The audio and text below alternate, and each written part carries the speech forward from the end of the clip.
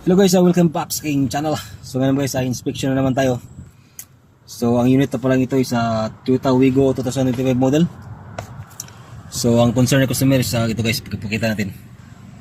So yan, maraming umiilaw sa dashboard. Yan.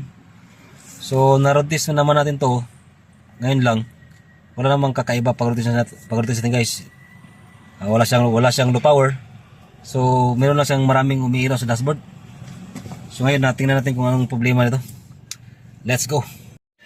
So ito yung nakuha natin turbo code guys. Yan. Marami siyang turbo code na binigay. Okay, blood. Yan.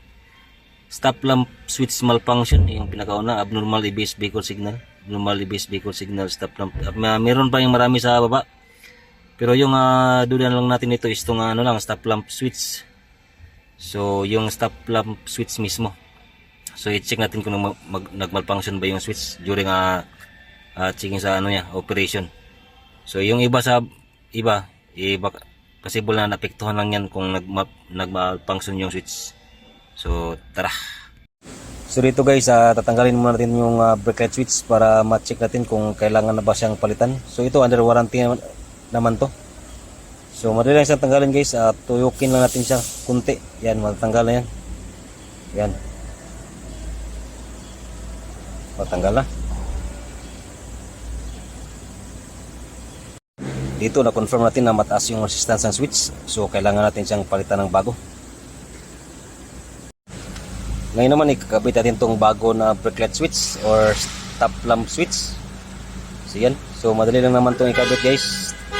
Tuyok na konti na naman pero meron ka lang na isusukat doon sa pedal. Yan. Pag tama na, tuyukin konti, mag-lock na yan. Yan. Okay.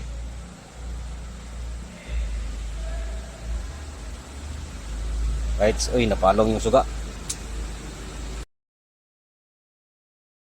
So yun guys, kinabitan natin yung bagong brake light switch or stop light switch. So tingnan natin kung wala ba yung problema.